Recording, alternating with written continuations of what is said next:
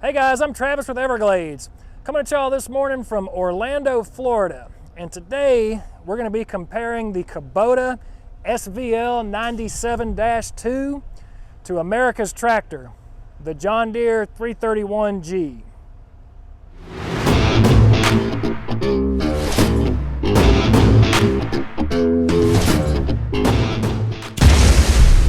All right guys, so what we got here today is we got 5,300 pounds of concrete and a standard set of 48-inch pallet forks. So what we're going to do is we're going to wind both of these machines up, stick the pallet forks on there, and see which one can lift 5,300 pounds of concrete.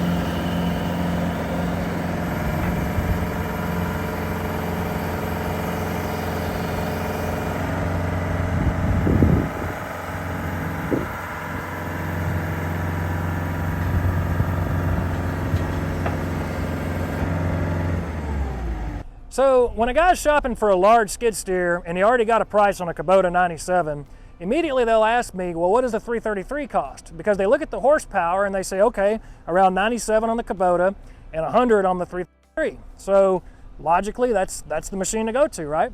Well, the 331 has 91.2 horsepower. The 333 has 100. Now, in order to outperform this Kubota 97, we don't need this 333. The 331 will outperform it just fine.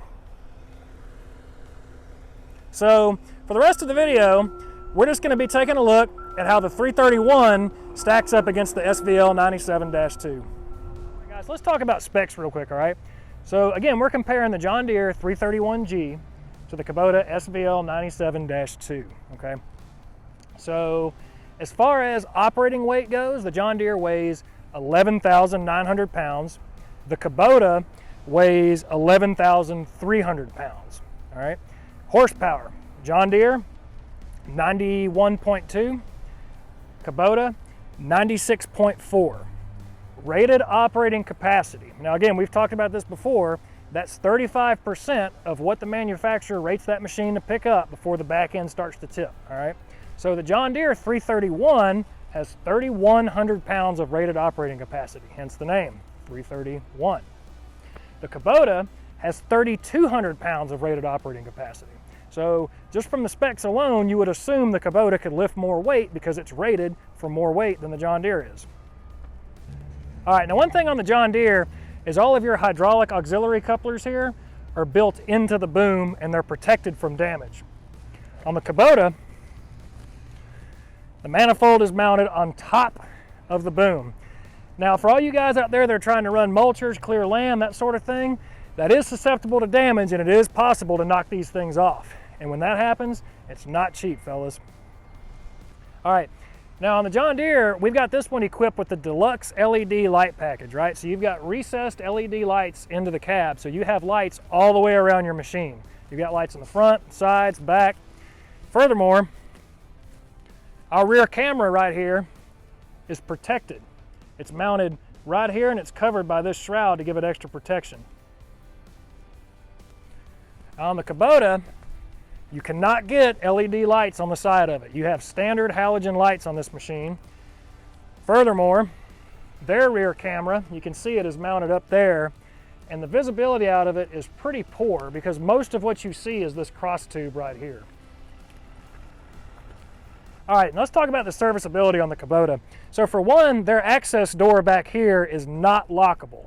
So there's no way you can really put a padlock on here, so really anybody can come on your job site and open this up, and they can get to your fuel tanks, your oil tank, whatever they really want to do. Now, another thing to note here is that it's pretty difficult to access things.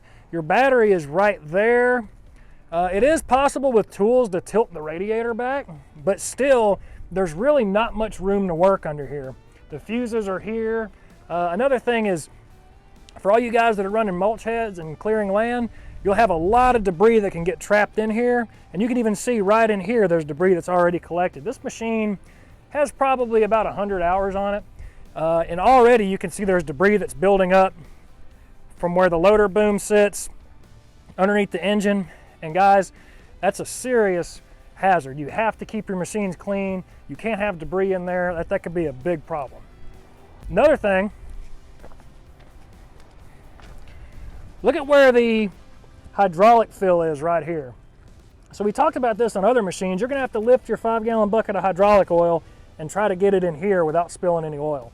And also you can see there's more debris trapped in the loader boom. The Kubota has a belt-driven fan, okay? That means that the fan turns at the same speed as the engine, and it also draws horsepower away from the engine in order to run the belt. Furthermore, it's really loud. How loud is it?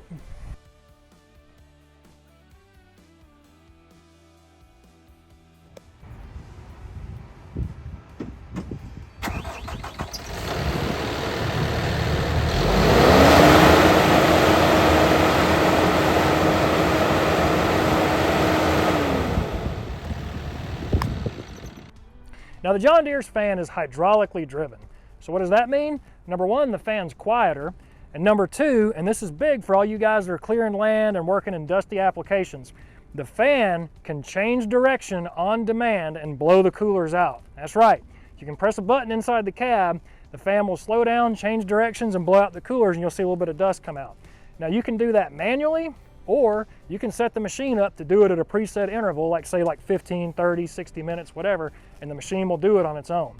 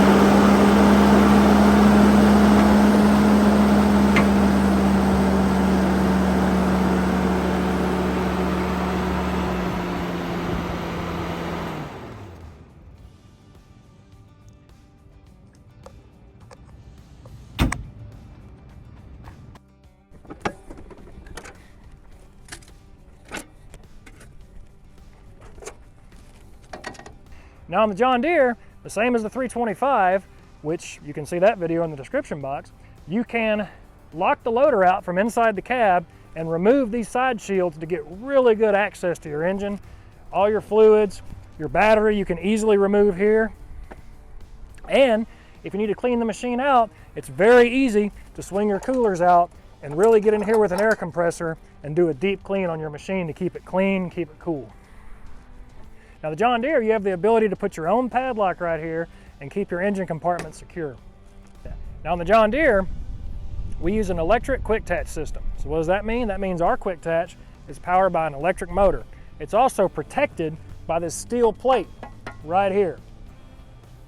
Now the Kubota uses a hydraulic quick attach system.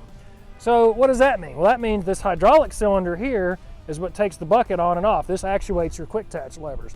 Now, if you damage this, any of these hoses or anything else, you'll be leaking hydraulic oil and your machine will be down until you fix it. Now, the Kubota has this exposed hydraulic cylinder right here that powers the quick attach. Now what can happen is if you get debris, you get rocks, you get anything stuck in there, the debris could wedge up against that hydraulic cylinder, and you know what could happen? That's not going to be cheap, folks. Now, In the cab of the Kubota, you've only got air conditioning vents on one side of the machine. So there's no AC vents on your right side. Also, the radio is back here in this awkward position. So that way, if you're operating and say Kane Brown comes on the radio, you got to reach over your shoulder and do all this in order to cut it off. Now on the John Deere, your radio is just right here. So you can reach right up, cut it off, go right back to working. Also, everybody talks about this overhead door on the Kubota like it's such a groundbreaking thing. So let me ask you a question. In your house, which one seals better, your garage door or your back door? Another thing, this door lets a lot of dust in. Something else is that in order to close it, you need both hands. So if you're taking a phone call and you're getting out of your machine, you actually have to release this pin, and then you gotta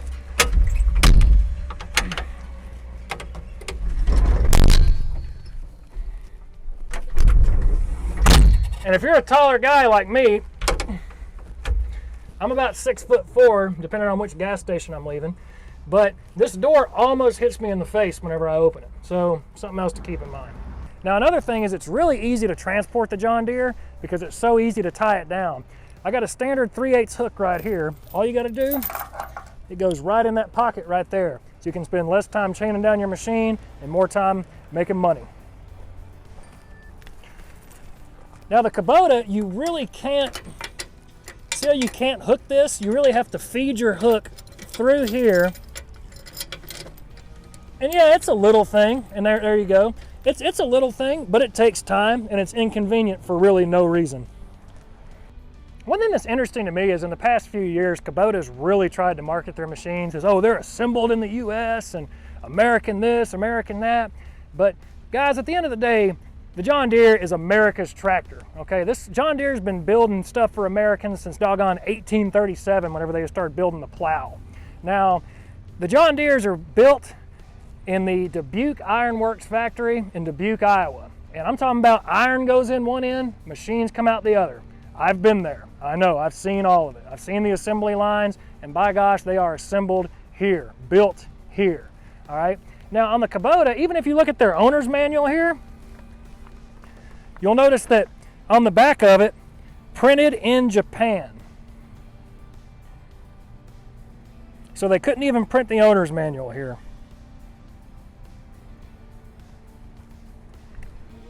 Now, something else to ask yourself is, when's the last time you've seen somebody wearing a Kubota baseball cap, or any song or any kind of cultural thing reference Kubota? The reason is because you can't import culture, okay? Now guys, on the John Deere, you can buy a machine you can be proud to own. We got excellent service and support also because all the parts come from right here. So guys, thanks for watching. I really hope you enjoyed this video. Be sure to like and subscribe. What'd you think? Leave us a comment down below. We look forward to hearing from you.